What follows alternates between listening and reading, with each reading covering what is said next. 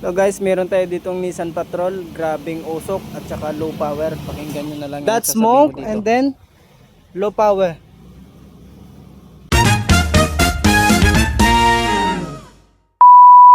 Hello guys, good morning. So meron tayong ibabagi sa inyo dito. Nissan Patrol pala ang unit natin. Ang problema nitong fuel pump na ito o problema ng unit ay kada umaga ay sobrang hirap paandarin. Halos ayaw umandar. Pero pag umandar naman siya, okay naman. May power, walang usok.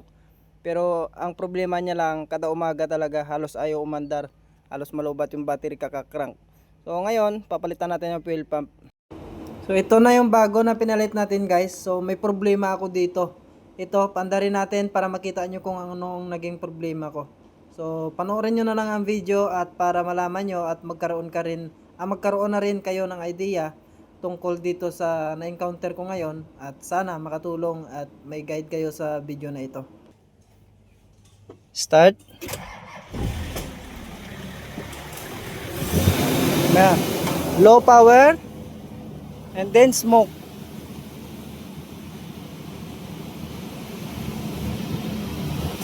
That smoke and then low power.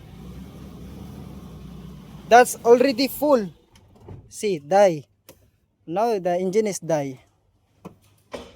So start again. Hard start. Try pump him. Try pump him. Pump. So start again but low power.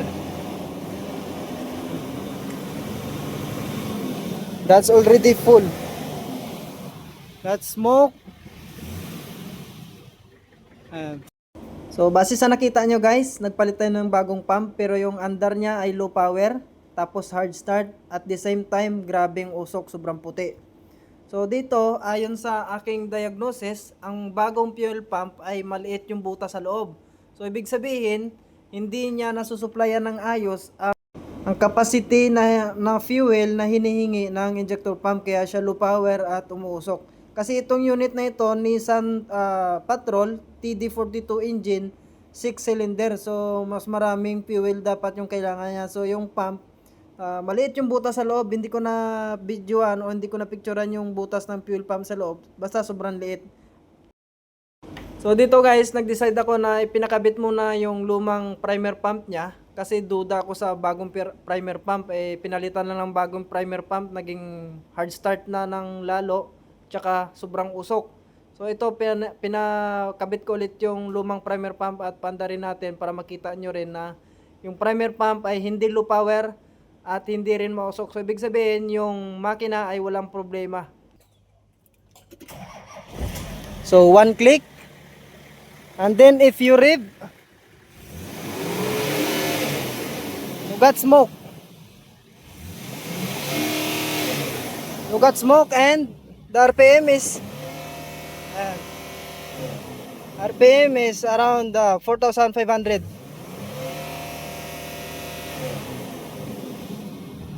So try it again. Start. One click. So start, rev. Oh, no got smoke. So I may off him now. Off.